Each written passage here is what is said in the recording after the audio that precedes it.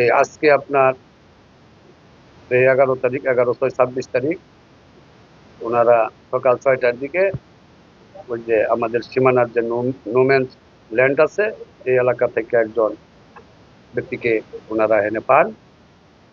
সেটা ওনারা জানতে পারেন যে এই ব্যক্তি বাড়ি রাজশাহী জেলার আপনার গোদামারি থানা এলাকায় বাড়ি।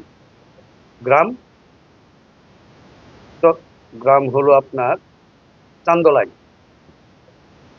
তখন এই সংবাদটি আপনার বিজিবির সদস্যরা ওই স্থানীয় এলাকায় এই লোকটার আত্মীয় স্বজনের নিকট সংবাদ দেন।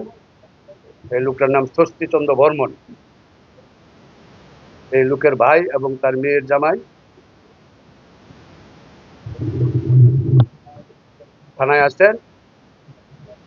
ইতিপূর্বে এই বিজিবির সদস্যরা এই ব্যক্তিটাকে থানায় নিয়ে আসেন এবং সংবাদের প্রেক্ষিতে এই ব্যক্তির ছোট ভাই এবং তার মেয়ের জামাই থানায় আসে। আমরা এটা আমাদের কর্তৃপক্ষের সাথে আলোচনা সাপেক্ষে এটা আমরা তার আত্মীয় স্বজনের, তার ভাই এবং তার মেয়ের জামাই তাদের জিম্মায় আমরা তাকে বুঝাইয়া দিই। আইএমএস থেকে খোঁজাখুঁজি করছি, আইএমএস থেকে পাইনি। কালকে মনে করেন যে আপনার ইন্টারনেটের মাধ্যমে, ফেসবুকের মাধ্যমে কালকে দেখেছি, যেহেতু আসছি আমরা। কি দেখলেন? কি দেখলাম যে বিডিআরের হাতে মনে করেন যে ধাক্কা ধাক্কি। ধাক্কাধাক্কি দেখলেন? হ্যাঁ, ধাক্কা ধাক্কি দেখছি। আপনার ভাই ওইখানে গেল কিভাবে? ওইটাই তো আমি তো বলতে পারবো না বাবা।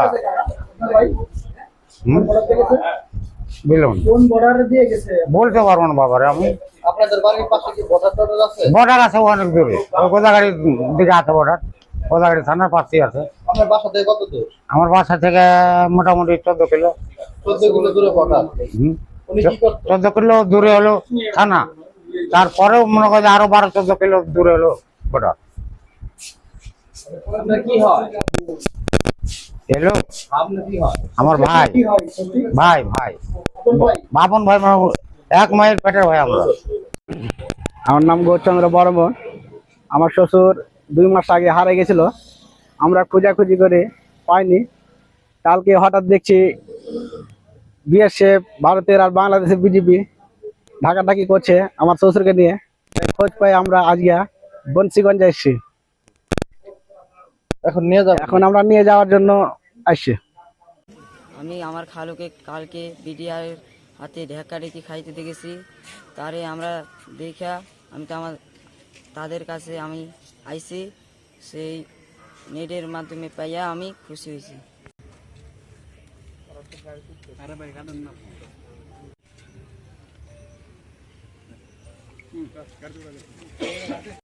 ভাইয়ের নাম ষষ্ঠী। আপনার নাম কি? আমার নাম ভবানী বর্মন। আপনার বাবার নাম? আপনার কি হয়? আমার শ্বশুর।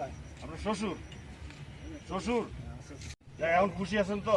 খুশি আছি। হ্যাঁ, দোয়া করেন উপরওয়ালার কাছে। হ্যাঁ, একটু উড়ানোর পরে ছবি ছড়াইছি। ঘুমাবে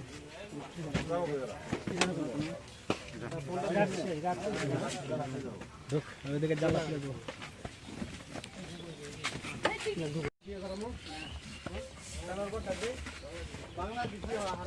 এইটাই